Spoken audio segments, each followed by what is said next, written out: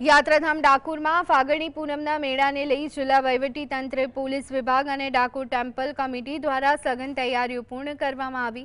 આ ભીડને નિયંત્રિત કરવા અને ભક્તો શાંતિપૂર્ણ રીતે દર્શન કરી શકે તે માટે પોલીસ વિભાગ દ્વારા રાસ્કા ચેકપોસ્ટથી જ વિશેષ તકેદારી રાખવામાં આવી।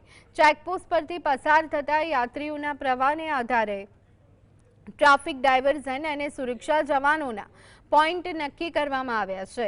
નાયબ પોલીસ અધિક્ષક 15, inspector 33, police sub inspector 116, police 750, police 41, GRD 140 જવાનો ઉપસ્થિત રહેશે અને અસામાજિક તત્વો પર પોલીસની બાજ નજર રહેશે। ડાકોરની વાત કરીએ તો ડાકોરનો જે બંદોબસ્ત છે એ ટોટલ 8 સેક્ટરમાં વિભાજિત કરવામાં આવ્યો છે, જેમાં 1 SP, 15 DYSP, 32 PI, 108 PSI, 3 SRP company અને કુલ 2145 પોલીસ જવાનોનો બંદોબસ્ત એ ડાકોર ખાતે બંદોબસ્તમાં હાજર રહેશે।